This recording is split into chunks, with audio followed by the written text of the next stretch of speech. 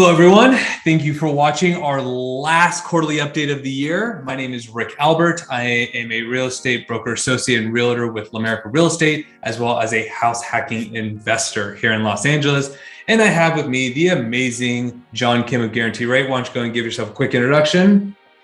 I'm John Kim at Guaranteed Rate out of Calabasas, California, and we're on a team of top 1% originators in the United States. Closed 195 million last year, and Rick is we do many transactions together. Awesome agent, and so we've been through some rodeos. we really have. This has been a fun year, really busy year. Has this been busier this year than it has in past years for you? Or has it been kind of the same? You know, it's been nuts. I mean, 2020 was probably, I would say, worse. But that was just like long days, like 12-hour days, sometimes like 6 days a week. But you know what? It's actually a pretty, you might want to actually maybe touch base what happened the last time about your solution to that major issue. Which one? Involved that, Oh, you know, the appraisal? And then the credit, and then the seller not budging. Yeah, we can. Well, I'll put that in my notes to go over that a little bit. Okay, so for those who've never seen we'll call it a show. I ask John some questions. John asks me some questions. If you're watching this live, you have an opportunity to ask some questions as well. We did have one question come in ahead of time, so we can go over that. So why don't we go ahead and get started? I'll start with asking John questions. Can you provide a recap of what's been going on in terms of interest rates over the last year, kind of what's to come, just what's been going on in that world? Yeah, it's been pretty volatile. So basically, as everybody knows, when the pandemic hit, the markets were just like reeling back, and then the Fed really stepped in and they started buying trillions of dollars of bonds, just injecting money into the system to make sure our economy stays afloat. So like if you went back a year ago, I mean, we were regularly refinancing and purchases, and they were all below 3%. They were probably like 2.75. There were times when might be a couple of days they touched like even like 2.625, 2.5. But I would say for the most part they are hovering around 2.75. But as everybody knows now, pandemic's kind of like shifting off. There's still a lot of uncertainty in the market, but nowadays, like the current state right now is everybody's worried about inflation. Like inflation numbers came out today. It's like 6.7%. It's the highest since I was born in 1982, which is not so good. Omicron, the variant seems like it's a little more mild. So stock markets have been just up and down lately. Really, now we're hovering, just above 3 right now. So if you look back a year ago, like 2.75, let's just say that was probably average for a 30-year fixed. And then now you're around like 3.125, 3.25, with a lot of assumptions in those numbers. But yeah, I mean, at the end of the day, what's happening is the economy is getting better. There's still a lot of uncertainty. However, the Fed has basically said that inflation is not transitory anymore. They were saying that since the very beginning, and then they kind of said they need to retire that word. So what we do know is that they were slated to not inject money. They were going to stop propping up the economy. Basically, they were going to draw back about 15 billion per month in their bond buying. Now they're going to probably double it, and that's what Wall Street is doing to like 30 billion per month. Why would they want to do that? So because just the inflation is just running rampant right now. Everybody's feeling it. Between try getting gas, gas and food those are the two biggest issues right now. Obviously, the supply chain issues going on like around the LA ports and things like that. Some countries are going back into lockdowns and things like that. So there's a lot of uncertainty. I mean, you could probably even say internationally, like, Russia's building up against Ukraine right now, and then everybody's worried about China and Taiwan type of stuff. So I would say it's probably better than we were in 2020 in terms of, just people being afraid and scared. But Now there's still a lot of uncertainty out there, but what we do know is that the economy is getting better. It's heating up so fast that inflation is rising so fast. Like, this is going to be a problem if the Fed doesn't get it in check. So they got to start probably raising rates, probably in the summertime is what they're probably going to do, is what everybody's saying. And the idea behind raising interest rates for mortgages is to kind of keep everyone like kind of leveled out, because really it kind of hurts everyone, right? When interest rates kind of go up, like if you're a buyer, your buying power goes lower. If you're a seller, that means you have a smaller pool of buyers, right? Right. So basically they need to have kind of levers in place if they don't get the inflation in check and everybody's just spending more money because money's so cheap, it's going to get too red hot. It's going to get white hot, the economy. If it's white hot, then the inflation could become a major problem where we have just rampant inflation and everything's so unaffordable.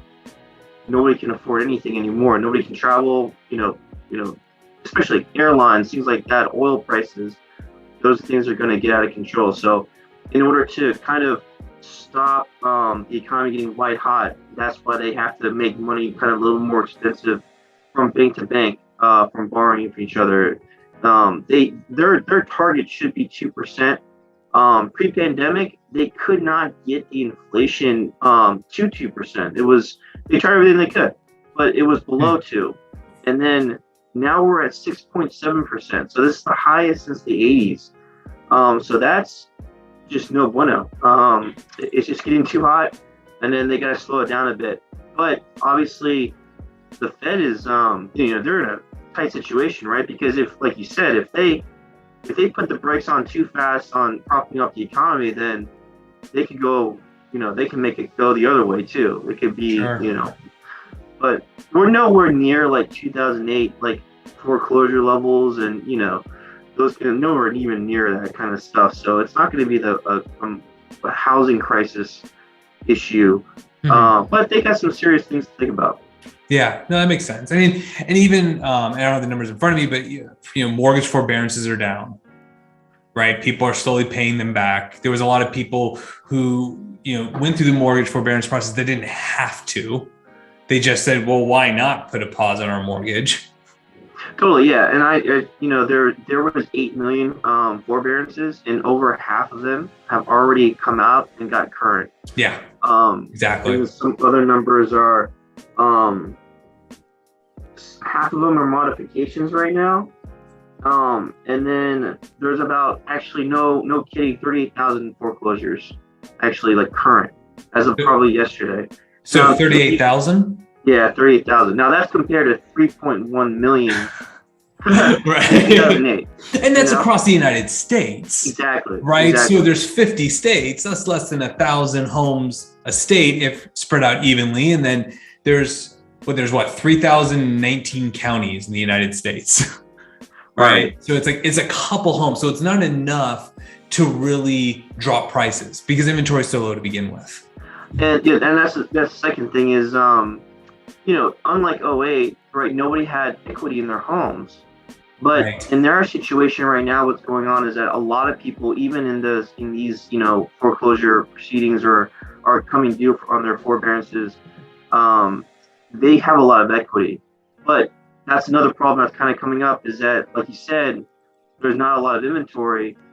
But the question is for these people, they got to probably sell before they actually go in default, right? Mm-hmm. The question is though, because prices are so high everywhere, where are they going to go? Mm-hmm. So that's kind of a problem that's coming up. But I heard a statistic that, these people obviously are going to sell before they foreclose. That you might see maybe like 300,000 homes come on the market once these, defaults start becoming due. Right. And again, that's across the United States. Right. So because it gets so spread out, it'd be different if it was 300,000 homes in Los Angeles. Totally. That'd be a totally different ball game. Exactly. Yeah. So, this is nationwide. So we're nowhere close to like any like economic collapse because of the housing crisis. I mean, in my opinion. Right. Well, I mean, the metrics just aren't there. Right. Inventory is still low and all that. So going into 2022, has there been any new guidelines for loans? Because I'm seeing some like, oh, we're bringing this program back or that program back. Yeah, definitely. I mean, definitely the COVID, they put a halt on like bank statement programs and things like that, where everybody knows self-employed people are going to write off as much as possible. But then when they do that, they can't get a home because the CPA is trying to write everything off, reduce your tax liability as self-employed, but then you can't buy a home because you don't show anything. Well, bank statement programs have come back. And I think probably the biggest move too is debt to income ratios for jumbo loans. Most of the jumbo lenders have moved to 45% debt to income ratio versus 43. So what is debt to income ratio? It's just basically how much debt you have and what you can absorb for a new mortgage divided by your income. So for every dollar of income you bring in, what percentage of that, 43 cents on the dollar, goes towards everything in your credit report plus a new mortgage. So and is the mortgage, property taxes, insurance, private mortgage insurance? HOA, totally, yeah. So like student loans, car loans, anything that'll be in your credit report, credit cards, plus a new mortgage with principal, interest, taxes, insurance, and HOA, all that is maxed out before at 43%, and most jumbo lenders are now going up to 45.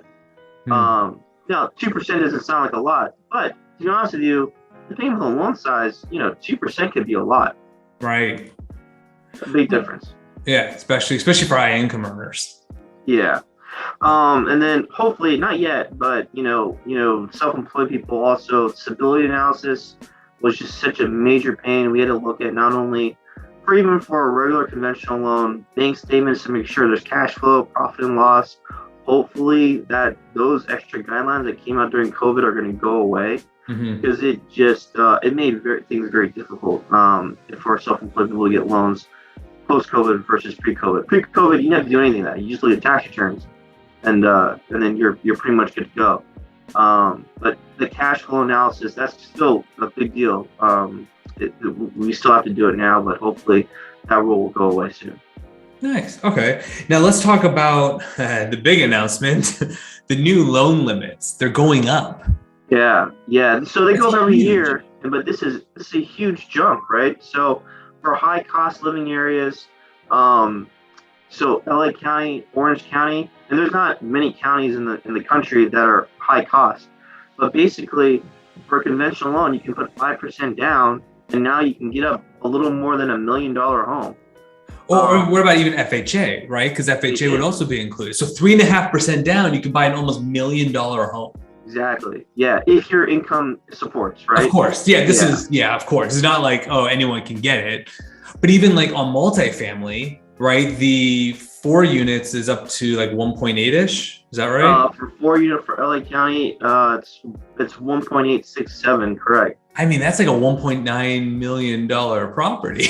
Yeah. So and you can use the income from the other units to help you qualify. Totally. Absolutely.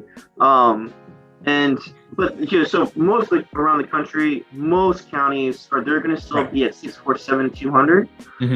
But for LA and Orange, that's the max. Like $1 million for 5% down. That's kind of nuts. I mean, it really does, especially like San Fernando Valley. Anything north of, let's call it Sherman Oaks, Encino, that area. If you go north, it's almost like any home is up for grabs. Totally. You know what I mean? I mean, because there are a lot of homes still under $1 million. So it's like, well, there you go. And especially with homes with accessory dwelling units, now they're hard to find for anything under 900. So now people can buy these homes with the accessory dwelling units that couldn't before. So do you think how do you think that's going to affect the real estate market going into 2022? Well, hopefully, it'll help people. I mean, especially maybe like, people who need to, it's just home prices have become so unaffordable in LA, especially in the Valley too. Like, you live there. It's just to get anything that's kind of decent. What, you look $850 maybe? Is that right? Around like if you want something decent? It really just depends on where and what your tolerance is. I mean, can you find homes under $850 in LA, like San Fernando Valley? Sure. They're going to be small homes. Yeah. But if anything, because really we can go into it later, but what COVID has taught us is things like 4 bedrooms is huge right now. I cannot keep a home on the market if it has 4 or more bedrooms because they need that home office. Right, exactly. I had a listing earlier this year. We listed it for $750,000. We got 15 offers. It was a 4 bedroom. We ended up closing for $836, and it didn't appraise. And the buyer paid the difference. They covered the difference. So, and that was months ago. So you're right. So that home today might be worth around $850 or more. Right. So I think that, so I guess the question is probably people are going to ask themselves, like, what's the difference? Like, what does a loan limit really mean, right? So the loan limit is basically set, by Fannie Mae, Freddie Mac, by HUD. They're saying that normal vanilla loans will go up to this loan amount, $970,800 in LA County. So what that basically means is you follow basically like standard rules, and those standard rules make it very easy to qualify because everybody plays by the same rule. $1 above that number, you're in the jumbo world. So if your loan amount's $970,801, you're $1 above, you're in jumbo world. Jumbo world kind of like the Wild Wild West. The constraint, the amount of due diligence you need to put into someone in order to get them qualified is probably like 10 times as hard. It's difficult. And then every bank has a different rule. Some will accept, business funds, some won't. Some will have reserves.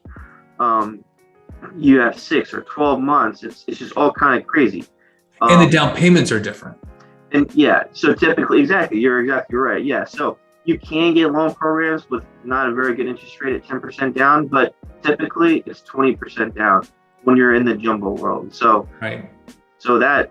So if you're $1 off, just pay the dollar. Pay the dollar. Just pay the dollar. It's a headache. Yeah, for sure. Okay, so kind of switching gears. What's been going on with refinances, right? I mean, you refinanced my house earlier this year and saved me a boat ton of money. Is it, even with rising interest rates, has it slowed down? Do people not care because it's still better than where they're at? What's going on? I would say it had a nosedive, but it definitely fell off a little bit of a cliff. They're trickling in. Before, you couldn't stop it. It was so massive this time last year that you just like, you didn't have time. 12 hours a day, you couldn't do it. So people who missed the boat are usually, I think now, are the ones who are like realizing, oh shoot, I should have done this. That's few and far between. Or it's people who maybe their tax returns are all messed up in 2020. They couldn't do it because 18 and 19's average wasn't good enough.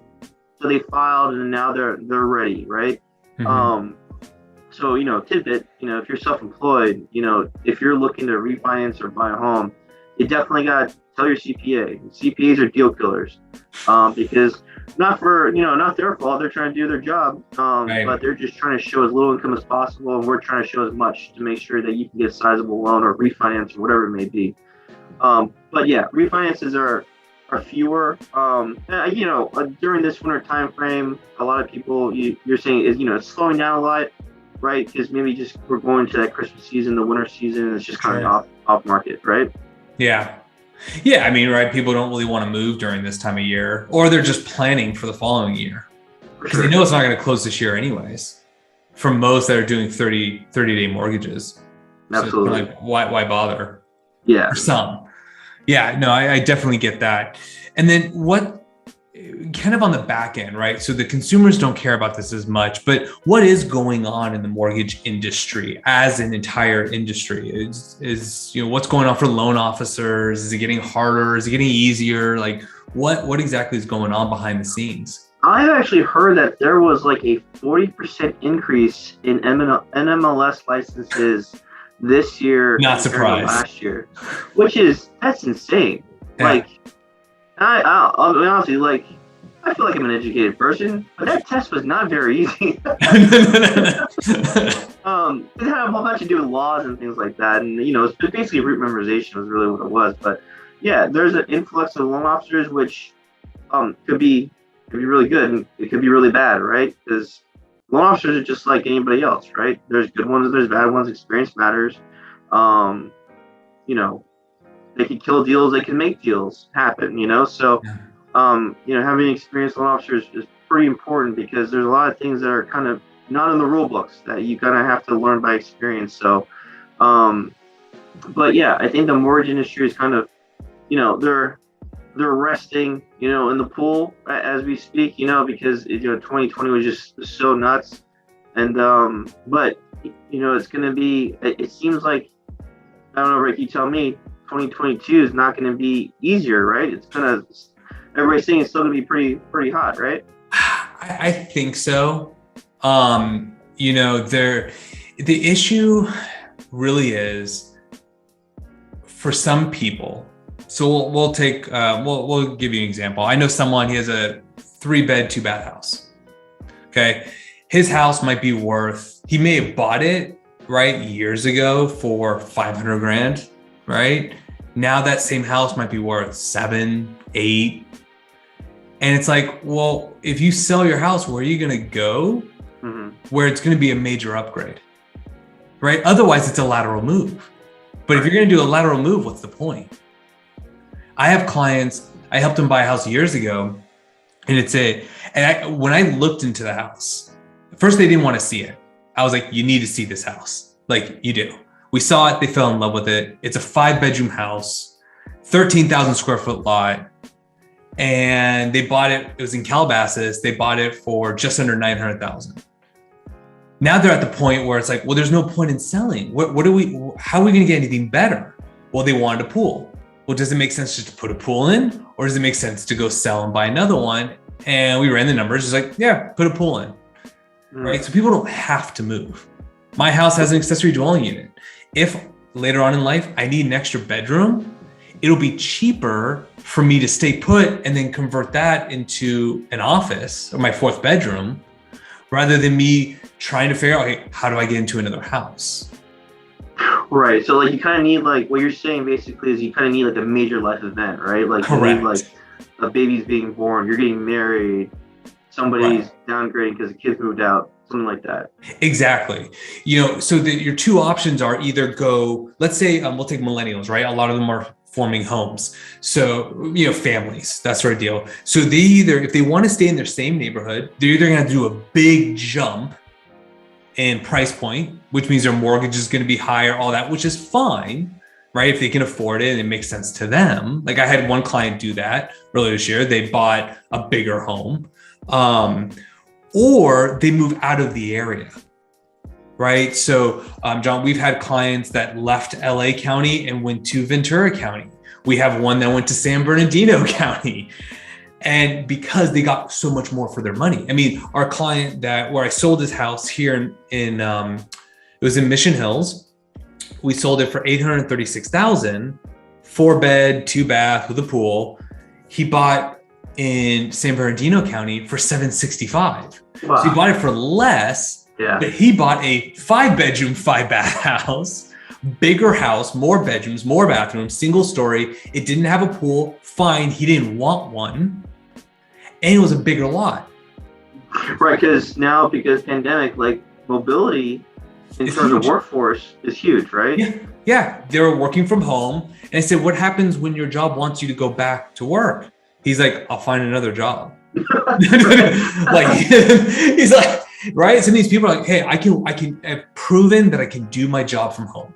Right. So let me go anywhere in the country. I sold a condo earlier this year, and he moved to Texas, and he was able to negotiate to keep his same salary. So he's getting an LA salary with Texas money. So probably buy like a mansion out there. Yeah. He bought a brand new house. Yeah. Now, what do I see in terms of inventory coming in? We might as well kind of jump into it. I anticipate seeing more condos come onto the market, right? To your point, major life events. And for anyone who bought their condos from, let's call it 2009 to 2016, I mean, they have a ton of equity because condos, they lagged behind during the recession, and now they've just exploded. Mm-hmm. One of my condos that I only own one. We're at the point now where it's almost doubled in value. Wow. There was one that just closed. My neighbor in that complex just closed for $435,000. Are you seeing HOA fees for condos increasing? Really good point. Yes, they are increasing. The major reason I've been seeing is because of the water bill. Really? Because water is usually included in the HOA dues. And because everyone was working from home, they didn't account for that. So now their water bills have skyrocketed. Do you feel like because of the Miami incident where that one condo collapsed, do you feel like Will that drive anything have here? kind of reacted to it too, or what do you think? Yeah, some. I mean, California was already pushing for retrofitting for buildings built after a certain before a certain year, and those bills are expensive. I sold actually 2 in one complex last year in Encino, and they were already in process of doing that. So a lot of those upgrades are already in the works. I know the condo that I own, they're talking about it, and they're trying to figure out how to pay for it because it's an expensive project. But yeah, everyone's kind of shooken up by that. Interesting. Yeah. Yeah, because even Fannie and Freddie have added new language about delayed retrofitting type of questions to make sure that the HOA is on top of anything that might happen like that. Yeah, no, I mean, you have that, you have a lot of condos, a lot of complexes in LA used to be apartments. And then they were converted to condos, so a lot of them were built, let's say in the 60s and 70s. They might have been converted in like the 80s into condos. So a lot of those types of units, the life expectancy on some of these systems, I mean, they're getting there. Yeah. I was showing a condo in Canoga Park, and there's all this construction going on. So I talked to the agent who happened to be the owner. I said, well, what's going on? He's like, oh, the gas lines all need to be replaced. People have been without gas for months in that complex. Wow. I'm like, well, no wonder, because it was a great price for what it was. I'm like, no wonder it's sitting on the market, because who knows when that's going to be done. So yeah, we're seeing a lot of upgrades happen. So when you're going through, if you're looking to buy, look at the complex as a whole. What is the overall condition? Because even though you're not directly paying for it, you're paying for it through your HOA dues. So if you see that there's a ton of work that needs to be done, you can anticipate rising dues, you can anticipate special assessments, those types of things. So even though it won't show up today, it's going to show up at some point. Yeah, and your firsthand account, like that, you can speak from experience. A badly run HOA can really harm you. Yeah. Oh yeah. There's a complex, I won't necessarily name it.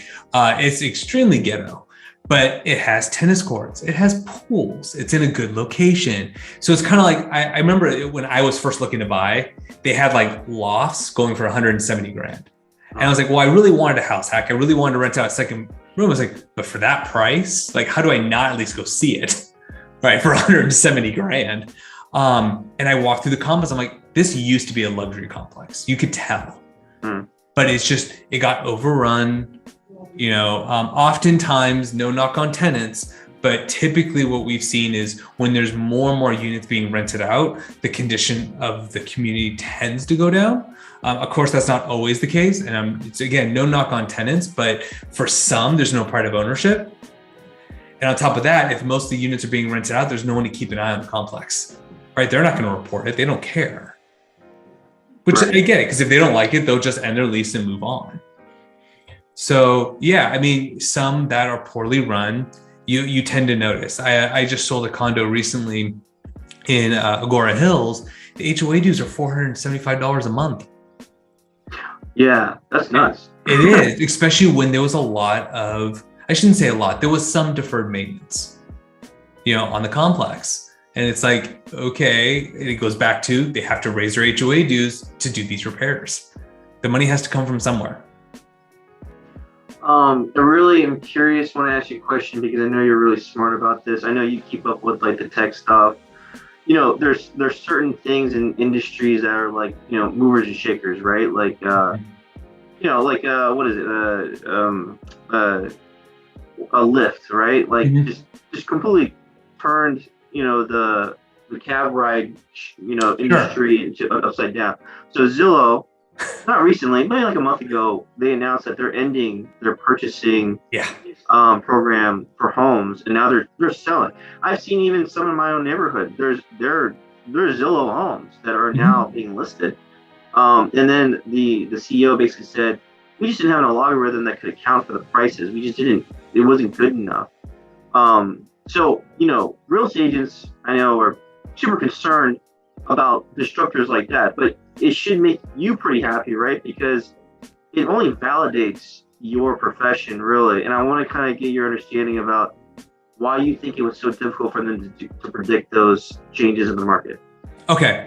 So, yeah, I mean, I was tracking all this stuff from a while ago because it was super fascinating. So what Zillow was doing, and they're not the only ones, there's this whole new demographic of buyers called iBuyers, right? So I for internet, that's their deal.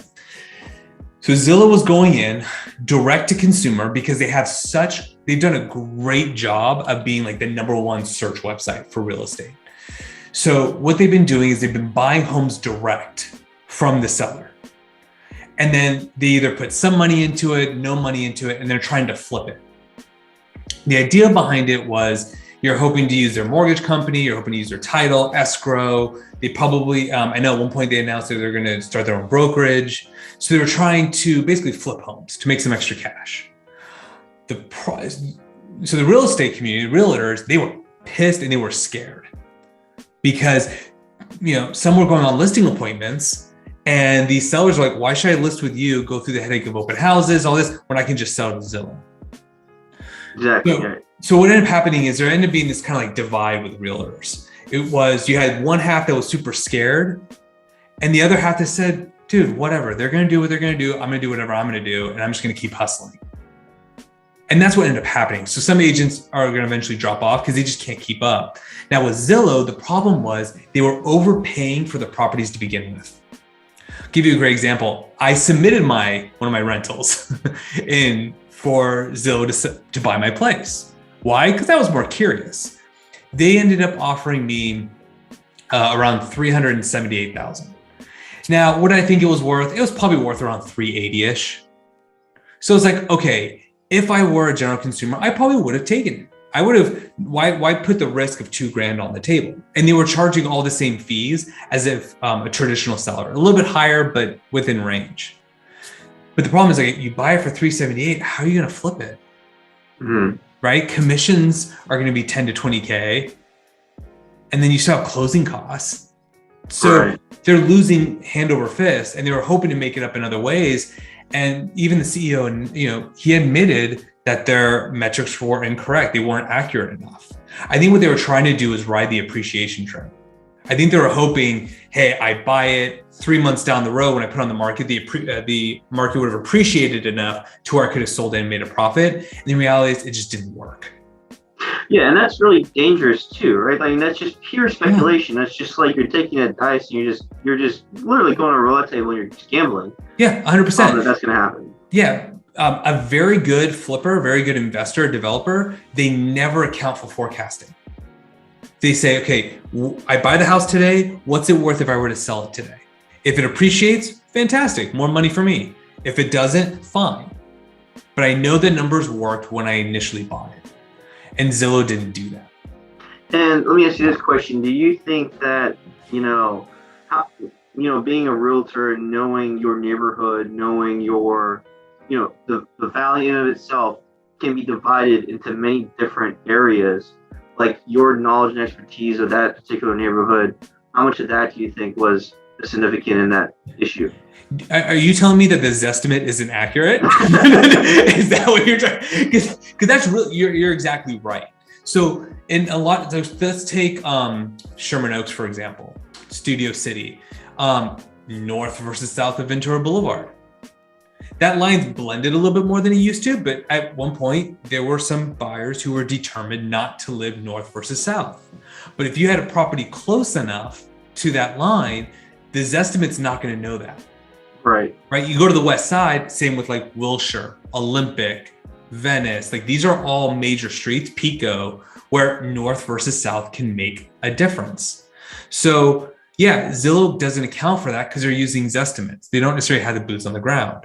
Now I'll tell you, Redfin is also doing this iBuying program. Their homes, from the ones I've seen, have actually sold at decent prices. But to your point, Redfin's also a brokerage, and they do have boots on the ground. So maybe they actually get more people involved in that process than maybe Zillow does. Gotcha. So you're right. Zillow, the estimates were off. Their forecasting was off. It was purely business. It's not necessarily tied to the real estate market. I know that was a concern for some people. Like, well, if Zillow's pulling out, that must be an issue. It's like, no, they were losing money. It's just a business decision. If I'm losing money on a rental every day and I don't see any way to get out of that mess, then yeah, I'm going to sell. Why would I keep it? Yeah, and you kind of equate it to kind of like stock market speculation when you just have logarithms from computers just trading on the 1 cent of appreciation that it doesn't think it's valued, and it's just automatic transactions like 1,000 times per day. It's just probably not what the market was meant to be or meant to do. So right. I'm actually pretty happy to see that kind of got weeded out. Yeah. Because real estate too is such a human factor, right? Like that matters. Like north and south of Ventura Boulevard, that matters for sure. Oh yeah, I mean, I think that's and people do like that human interaction. They do like the story, right? So I sold a condo late last year where we actually had competition. There was like 3 or 4 units on the market that were all model matches. Mine was the only one that sold. And I mean, I sold it that weekend. And part of it had to do with the better presentation, right? Professional photography, even though it was vacant, I actually went and did the showings. If I can be there, I prefer to be. A couple of my last condo listings, I ended up putting a lockbox on just because agents were giving me like an hour notice. Like, well, I can't be there in an hour. So I put the lockbox on there because I have a fiduciary responsibility to my seller to make sure as many people get in there as possible. But yeah, you're right. There's that extra mile versus with some of these Zillow homes, iBuyer homes, and I've seen them. Like I've been to Open Door Homes, they give you a lockbox combo. So nobody's there to turn on the lights. Nobody's there to address any questions you have or any concerns. I had 0 follow-up. Right. And these homes legitimately just sat there. Yeah, it happens. So let me ask this question, Rick. I mean, the $1 million question is, if you had a crystal ball, 2022, we kind of touched on it. You think that it's going to get, it's going to be a pretty strong market. What are your concerns and what are your, your thoughts and feelings about it? Yeah. So as of right now, so the month supply for LA County. So in other words, if no new homes came to the market, how fast would everything go away? Like every home sell? Right now we're at about 1.6. That's really low. So if no new homes came to the market, 1.6 months, every single home in LA County would be sold in theory. Wow. And that's been on the decline, but also we're again heading into the holiday season. So we'll see what really happens in the first quarter. What I anticipate happening is basically it's going to be the same as what's been happening. I think the only reason why homes are going to end up on the market is because of major life events, or I actually represented a buyer where I talked to the seller. He's like, the only reason why we sold was because we saw the high price the neighbor got and said, screw that, if they can get it, so can I. So you are going to get a small sample of those types of homes, but again, to make it a balanced market, we need 6 months worth of inventory. So we would need more than triple the inventory that we currently have just for it to be a balanced market, let alone, a buyer's market. And yeah, there are some sellers that are asking really high prices and they're sitting on the market. They're being punished for it. Buyers are pushing back. This is not the Wild West that this was earlier this year, where I could have listed my house for $10 million and someone would have written an offer for $10,100,000. Now, what do you think? Yeah, so we're seeing the same thing too. We're seeing that if the seller is not willing to budge and they're going way over than what it's worth, we're seeing buyers back out a lot faster. They're just like, no, I'm not paying for that. They get serious buyer's remorse. But what do you think kind of like changed that dynamic? It's kind of strange, and it kind of just happened, right? Where sellers aren't getting top dollar anymore. What do you think that pushing point was, that inflection point? Buyer fatigue. Yeah. Right. I mean, I had a client, let's see, between 2 weekends. So one weekend after we saw homes, we wrote 10 offers. The following weekend, we wrote 6 offers. So that's 16 offers in 2 weekends. Jeez. Because you kind of have to do the shotgun approach.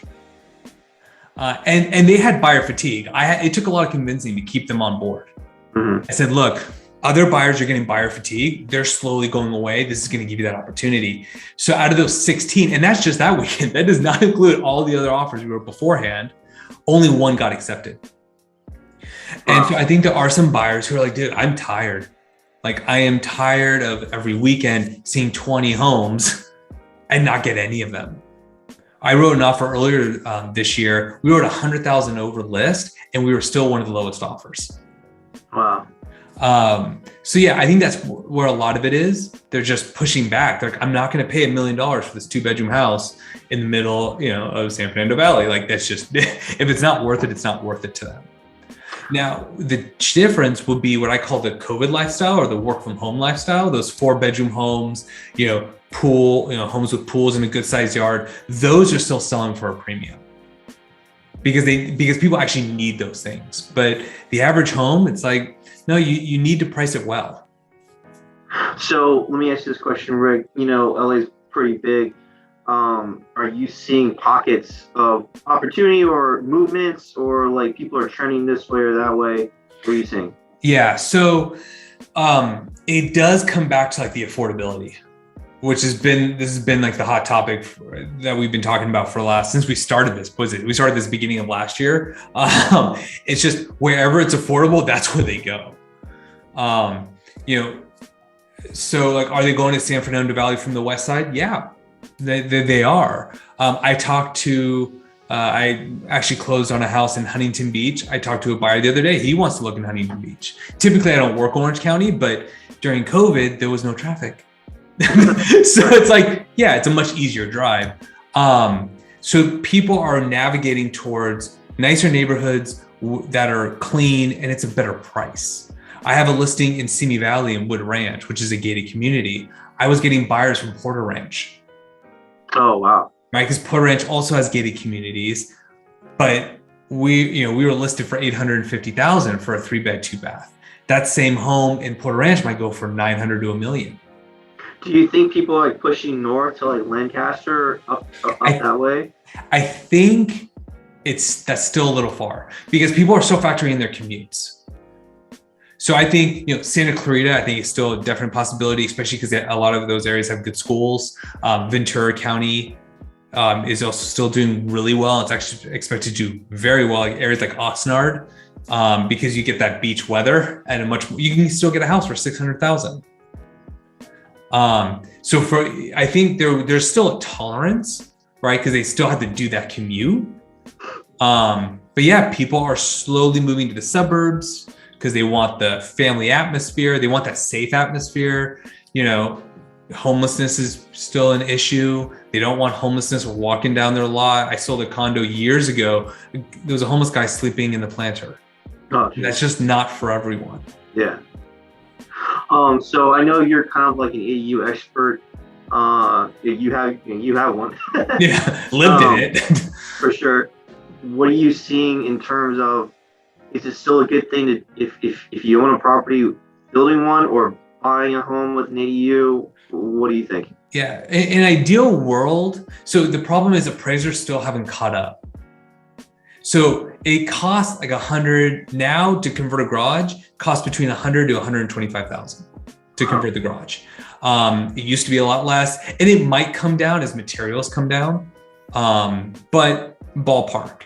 The problem is I've yet to see an appraiser go that high. So your options are you're either build it yourself and use it for your own personal benefit, rental, whatever, or buy a house that already has one because you're not going to get dollar for dollar initially. That is slowly changing, but that is kind of, you have to decide what your goals are. And it goes back to, if you build the ADU, first of all, do you have the 100,000? If you don't have the 100,000, that answers your question. You're better off going off and buying one. But the market's starting to pick up again. I did have a client buy one with an ADU earlier this year. We got it for just under 900. He got a stellar deal, 4-bedroom studio ADU with a pool for just under 900 in Lake Balboa. So like, he's a happy camper. But yeah, you're really looking at about 900,000 or above.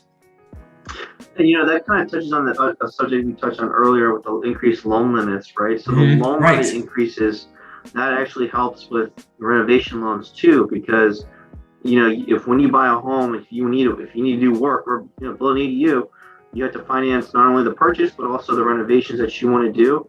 Higher loan limits will allow that to happen. Right. Much more readily. No, I agree. So it'll be interesting now to do an ADU from scratch. Let's say like plot of land you want to build one, very expensive, because now the state's requiring solar panels. Oh. Right, for all new construction. It's like, great, that's probably another $7,500. And the reality is, tenants probably aren't going to pay a huge premium for it. So you're better off if you can converting a garage. Interesting. Yeah, in terms of getting your dollar back. I've been talking to people about buying multifamily, like 2 to 4 units, adding the ADU, like a garage conversion. We've talked about it. My only concern with that is, where is everyone going to park? That can be kind of a constraint. And more importantly, if there's existing tenants in their lease, if they have access to that garage, you can't touch it until they move out or they're actually willing to renegotiate. Gotcha. All right. Well, I think you touched base on everything that I've had questions on. But how about? Generally speaking, at the end of the day, prices are probably still going to go up. Right, we're not really seeing that necessarily slow down. Things are rebounding from pre-pandemic levels. Downtown's coming back. Downtown's doing really well. Fun little story there. My wife and I considered buying in downtown earlier this year because the thought was it's going to come back. We decided not to because, again, it was cheaper just to stay put. We were looking at a condo that they spoke to the agent. He's like, I can get this for you for $485,000. Which was actually a good value. It needed some paint, no big deal. Now in that same complex, a similar unit just sold for $530,000. Oh wow! And it's only been a couple months. Really? Yeah. So the market's coming back. And everyone was kind of worried about the market tanking. It's just like, no, it's a little lull. That was really what it was. Yeah. Wow. Oh, yeah, it's blown up everywhere. There, I was looking at a map about those high cost areas. Yeah. Yeah, it's like Tennessee is like the only one not on the coast that's a high limit area now. And then, interesting.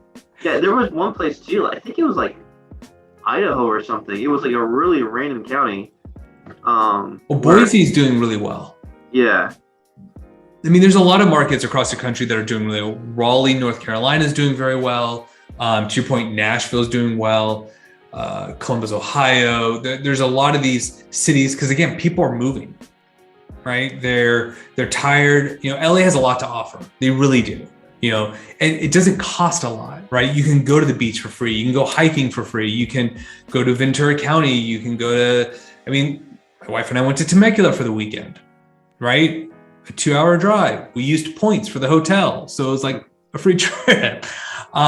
There's a lot to do, but you do have higher housing prices, which is going to be a struggle for some people. I think, correct me if I'm wrong, if you make $100,000, you may not be able to buy that $1 million home. You do need a higher income. So I think some people are going to start feeling a little discouraged, and honestly, rightfully so, right? Yeah. They're like, wait a minute, I make 6 figures and I can't afford to buy. Like, what's going on here?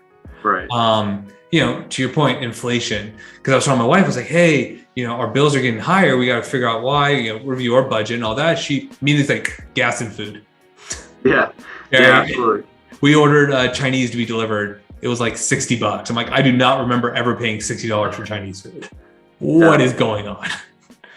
Yeah, it's pretty nuts, and everybody's feeling around the country from sure. Yeah, and what was the other? Cars are totally backed up. But yeah, I hear you can't even buy a car unless you put it on back order now. Yeah, often. Yeah, we were looking at cars, and we went by some dealerships. They were pretty empty. And I will say the nice part, like I'm sure they're nice people, but a lot of car salesmen are just that. They're car salesmen. This time around, they're totally chill because they know they have nothing to sell. They're like, what you see is what we have. I was like, yeah, well, we're thinking about making SUV. Well, we have 2. But to your point, or you order. You can do a refundable deposit and you place the order. But yeah, microchips, steel, labor, there's all these shortages. So some of the stuff I was reading was end of next year and going into 2023 before we see any sort of normalcy in that market. Yeah. Which actually does trickle back to housing, because now that home office is way more important because people can't buy a car. They're stranded anyway, so they might as well work from home. For sure. Yeah. All right. So the only other question that we did have come in is, even if prices go down, you're anticipating interest rates going up.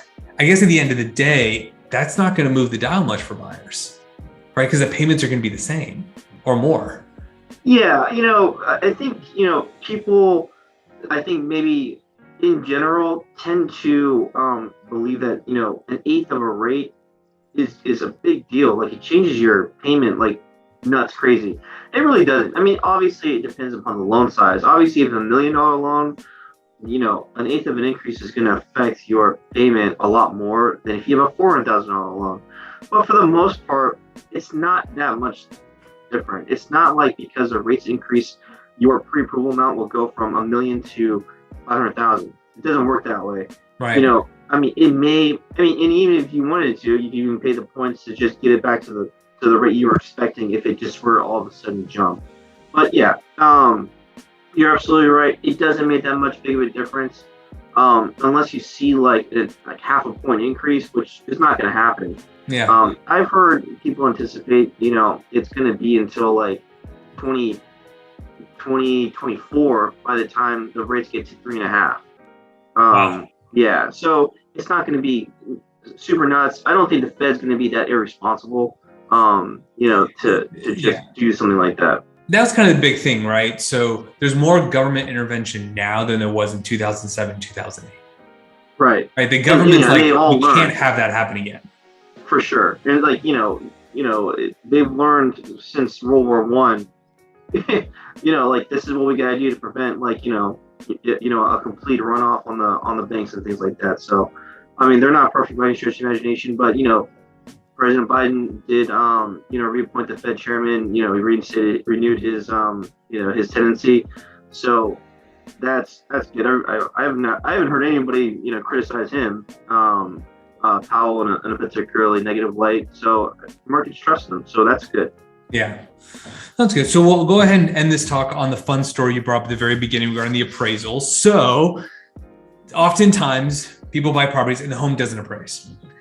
We had, John and I had a mutual client. She really wanted this townhouse. And the issue was it was overpriced from the get-go. So we knew that. So I told my clients, look, no one else is going to write an offer on this. Go ahead and write a full price offer just because it's only been on the market for a couple of days. And we'll basically deal with it later. That is basically what we did. And luckily she trusted me and she's like, all right, let's do it. Because she knew worst case scenario, we'd cancel and she'd only be out her inspections and appraisal. So whatever that is, $1,500 at the end of the day. But knowing how competitive the market was, we wanted to do it. Well, sure enough, nobody else wrote an offer. We got our offer accepted. Fast forward a couple of weeks, as anticipated, it did not appraise, which we kind of, again, knew going into it. So what we ended up doing was we went back to the seller and said, look, it didn't appraise. We need you to lower the price. Well, good news was the seller was willing to lower the price some, but there was still that gap. I actually have a video that I'll be posting here in the next couple of weeks about how to cover that gap. So, one way is she could have forked over the cash to cover the difference. She didn't want to do that, needed some remodeling work, that sort of deal. She didn't want to cancel, which makes sense because why would you want to go back on the market and start hunting around? So John and I spoke, and what I did on one of my properties was you can actually raise the interest rate and in exchange get cash for it. It's called lender credit. In her case, because she had locked in such a low interest rate to begin with, John was able to match the rate as if she were to buy something else. So in other words, no matter what she would have bought, she was going to pay this interest rate. The only difference is she got $6,400 back, which not only covered the gap, but it also covered some of her closing costs. which she put towards the remodeling. Did I get that right, John? Absolutely, yeah. So situation was that if she were canceled, because we locked her in at a time 2-3 weeks earlier where rates were really low for some reason, and they bounced up 3 weeks later, and like you said, the rate that she would have gotten if she got another escrow would be the same as if we just gave her the lender credit and matched that same rate. Right. Except with no lender credit. With no lender credit, right, exactly. So here she was able to effectively pay the appraised price without no cost to her, and had more money in her pocket that she didn't have to fork out, which covered, a bunch of remodeling that she wanted to do. So it was a huge win for everyone. So I do want to thank you, John, for that, because it takes creativity in this market, right? One of the things that you and I have talked about is like, how are buyers doing this? And it's like you have to get super creative. Even in multifamily, we're talking about, okay, have the seller buy the tenant out. Well, what if the seller doesn't have money? Fine. Once all contingencies are released, release your earnest money deposit. You're not getting it back anyways. But now the seller has it. The seller can use it to buy out some of these tenants. Cash for keys. I mean, we have to get extra creative, which I'm really excited about going into 2022, because not all agents know these tricks or strategies or even want to deal with it. Right? I mean, you're saying it's really hard. The license is really hard to get for mortgages. It's really easy on the real estate side. You pay $150 to do a crash course and they give you the answers. I remember when I did it for my salesperson's license, which is the first license, at the end of the weekend, because at the time, LA County was still using Scantrons, and, kind of fill in the bubble. He's like, because it's a Scantron, they don't really change it much every year. Most of the answers are C and D. I'm like, I just spent my entire weekend here. You could have just told me that. I would have moved on with my life. But yeah, so I do think, during the pandemic, National Association of Realtors gained 180,000 members. So wow. 180,000 new realtors came to the market because they're seeing how hot the market is. But they just missed the boat. And that's exactly it. And I don't think a lot of them realize how much harder it is to be an agent right now, to generate business, to get these offers accepted, to coach clients. This year I've been fortunate. I've done a lot of very complicated escrows, but we're able to work through it. Because you're right, experience really does matter. Absolutely. Especially your guys' side, because you deal with this emotional issue. Whereas kind of like the loan officer side, we're more ones and zeros. I mean, you came up with that perfect idea about the lender credit. I was like, wait a minute, I'm not sure if that's going to work. And then lo and behold, it did. I was like, holy crap, that was a great idea, Rick. And I thought it was going south. I pretty much was like, okay, well, I'm going to put this one on the side. But no, that was great work. Yeah. So yeah, it'll be interesting going into 2022. I know a couple people who've been wanting to do it part-time, and it's just like, it's really hard to do that. Where you're gonna make time to generate the lead, do the showings, manage the escrows, go and do inspections. I had a friend of mine, she reached out recently, wanting to be a realtor part-time where she lives. And I was like, all right, well, how much money do you really want to make? As a side hustle? And she's like, ideally like 20 to 25,000. I'm like, okay. So I ran the numbers. I said, look, you have to do $2.8 million in sales. Once you factor in the broker cut, your expenses, income tax, all that. It's like, do you think you can do that every year? Because that, depending on the price point, that's a lot of work. It's why you don't go into a Japanese restaurant that serves Chinese food, right? You're going to be terrible at both. Right. Yeah. I mean, I remember years ago, I called an agent to do a showing, and she's like, hey, she's whispering, hey, I got to call you back. I'm at my day job right now. And I'm thinking, if I were the seller, knowing that my agent can't step up when I need that agent most, that's a huge problem. Professional. Yeah. I mean, I guess in your world, and that's why I wasn't surprised when you said so many new mortgage loan officers, because it's the same thing. When the market's high, you have high prices, the commissions are better. But you have to work 10 times harder because there's more competition, because you have to know what you're doing. You have to have that database. kind of where do you start? Good news is you don't have to drive around doing showings. That's very true. That's very true. I will say you have that much bigger advantage over us. You don't have to put miles on the car. I got a big hole in my desk where I just bang my head. Fair. Whereas I have walls, I have kitchens, I have all sorts of places to bang my head. Exactly. So, all right, John, thank you so much for this. As always, how can people get a hold of you? I'm always available by cell, by text, 818-805-4238. And then my email is super simple, john.kim@rate.com. So can't get much easier than that. Fantastic. If anyone wants to get a hold of me, 323-929-7653, or find me on social media at rickbalbert. That's the same across all the platforms for videos and posts and life and all that great stuff. So, John, you have an amazing holiday, and we will be taking this up again next year. All right. You too, Rick. Talk to you later. Bye. Yeah.